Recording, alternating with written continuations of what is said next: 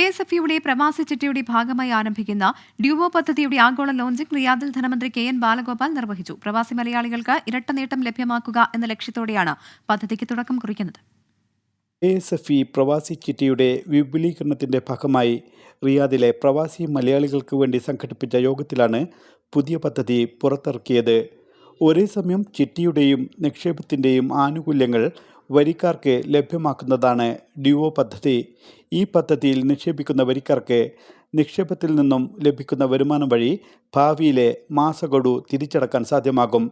KSFയിൽ നിന്നുള്ള പണം കിഫ്ബി വഴി സംസ്ഥാനത്തിൻ്റെ അടിസ്ഥാന സൗകര്യ വികസനത്തിനായാണ് ഉപയോഗിക്കുന്നതെന്ന് ഉദ്ഘാടന പ്രസംഗത്തിൽ മന്ത്രി ബാലഗോപാൽ വ്യക്തമാക്കി. ചിട്ടിയിൽ വരിക്കാരാകുന്ന പ്രവാസികൾക്ക് സാമ്പത്തിക മെച്ചം ലഭിക്കുന്നതോടൊപ്പം തന്നെ കേരളത്തിൻ്റെ അടിസ്ഥാന സൗകര്യ വികസനത്തിലും പങ്കാളികളാകാൻ കഴിയുമെന്നും മന്ത്രി അറിയിച്ചു.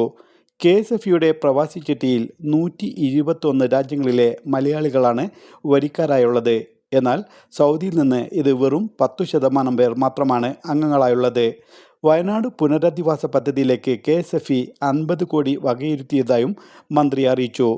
കേളി രക്ഷാധികാരി സെക്രട്ടറി KPM സാദിഖ് അധ്യക്ഷത വഹിച്ച പരിപാടിയിൽ KSFE chairman K Varadarajan, managing director doctor Sunil SK, director board അംഗം advocate MC Raghavan, CEO Shaju Francis എന്നിവരും സംസാരിച്ചു. ഇസ്മായിൽ പയ്യോളി, 24 റിയാദ്.